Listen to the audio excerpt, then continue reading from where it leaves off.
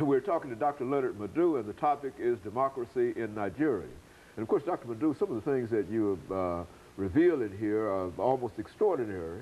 And we want to give you an opportunity to talk about some of the solutions to some of these problems. Because if everybody is stealing and getting as much as they possibly can, then there seems to be no viable solution. I think you've already mentioned the fact of what the State Department might be able to do. But let's talk at it from that angle. B, everybody has to declare their assets before you get elected. And when you are elected, you have to declare assets at least every year. Just like here, you know, the president and the vice president, you know how much they make, you know, by their tax returns every year. No big deal about that. They should do that in Nigeria. People should be able to declare their assets if they want to run for office, declare their assets when they leave, so you know what they have and what they don't have. Okay, in the country now, you have every military officer wants to run for office. Every military officer is a millionaire. People who just got into the army in 1980, 1970, they are millionaires. They want to run for president.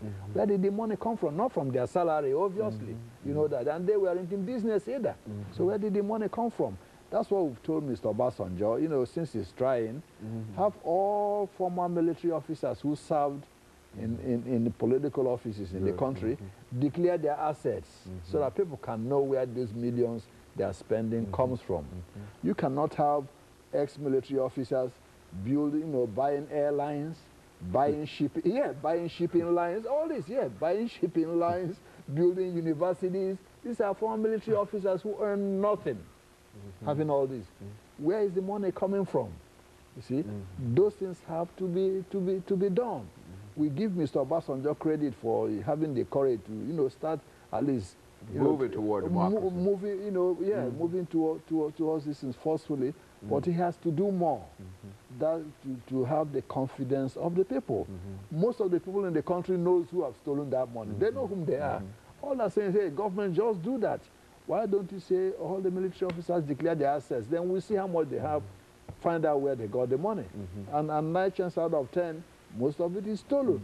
You see? Well, if you were to require that, but it seems to me that, there's so much dishonesty going on that many people certainly wouldn't declare all of their resources and et cetera. So they would come up with almost any kind of figure to indicate that they don't have anything, wouldn't they? I mean, it would be difficult to track them down, even though you know that they've got. I mean, it seems to me that if they had to do that they wouldn't be honest in reference to doing it. Yep. So yeah, absolutely, some of them might try that.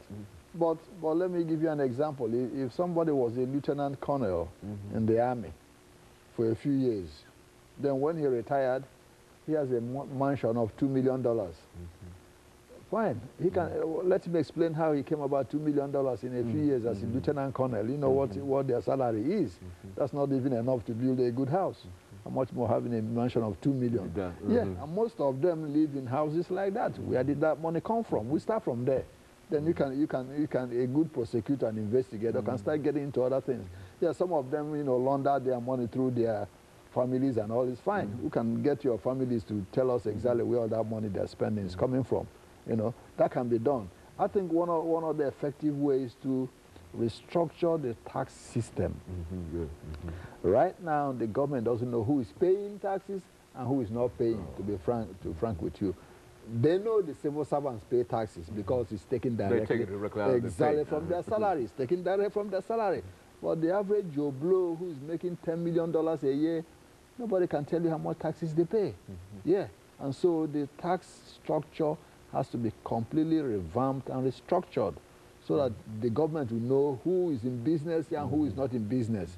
To know exactly, have you paid your tax on this sum you made this year? Right now, the government cannot tell you that. You see, so that's very important for the government to do. Another good point here is to completely restructure the judicial system so it can have teeth. For example, if a judge orders a policeman to go and arrest somebody, he has to do that. Nobody will show up. He will just defy the order. Yeah, he will defy the order. A few days ago, I was reading in a newspaper, a judge sent summons to the deputy Senate president who was holding the hearings on this third term issue.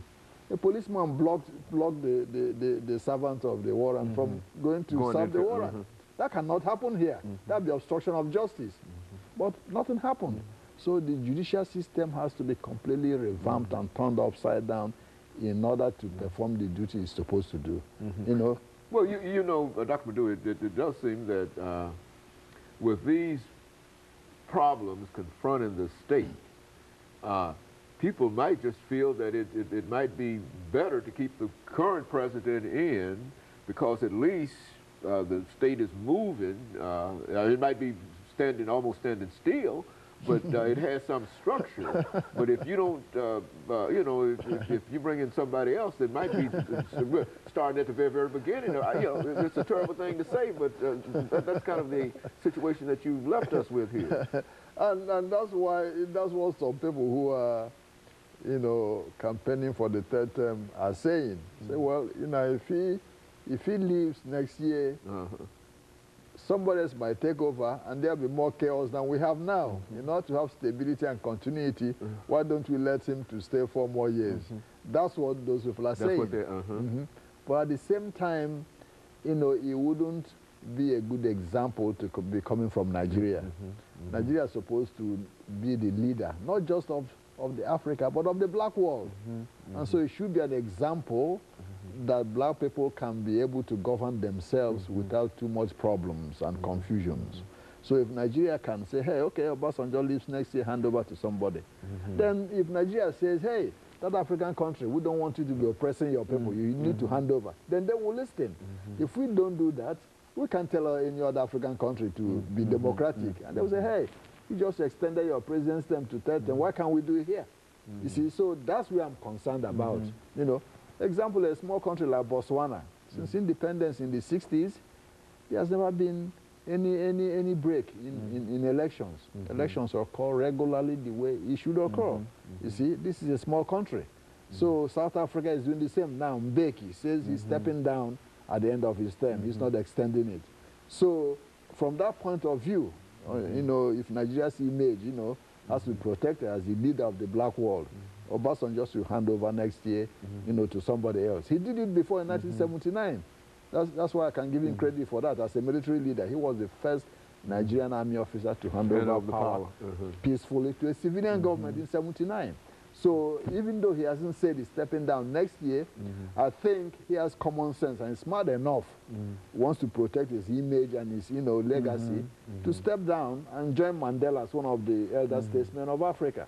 And I wish he would do that. Okay, well, now let's look at the United States. We've got about 2.5 minutes. Speak to the United States in reference to this. What should the United States government do in reference to Nigeria itself? Because, you know, we've got all of that. It's got all that oil, and we need oil, and et cetera, et cetera. Well, I mean, what should our position be in reference to all of this? Well, Nigeria is important to the United States, you know, even in economic terms, as oil and all that, but also in strategic terms, as the, you know, most powerful, you know, black countries south of the Sahara. And also even in the question of terrorism, Nigeria can play a very big role in helping the United States fight terrorism. But at the same time, the United States can help Nigerians, you know, by pressuring government officials to be accountable. You know, for example, oh yeah, Nigeria says, okay, they want their loans to be forgiven by the World Bank and the rest. And some of us are saying, fine, it's good to forgive those loans, but there has to be a catch. Every government official should declare his assets before we start forgiving any loans. No need for giving loans and people, exactly, they steal some more to accumulate more loans. Yeah, it doesn't make sense. It's not going to help. Yeah. So they should do that. They should say, hey, Mr. President, your vice president and governors want you to declare access to your own people in your country so they know how much you have and what you don't have. In that way, they can have confidence that if we forgive these loans, you know, the money is going to be here. Where the money should go. It's supposed to go to. No, not giving people, politicians, more excuse to loot some more and then accumulate more loans again that will be forgiven in 10 or 20 years again. So that's very important for the United States to make clear to the current president that we're not going to tolerate, you know, this thing happening. And like I said before, clamp down on visas for all governors and their cronies who either have been proven to have stolen or are perceived to have been stolen.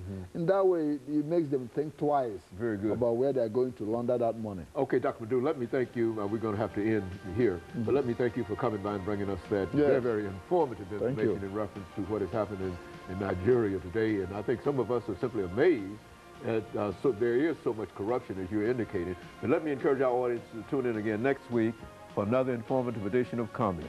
Thank you and good morning.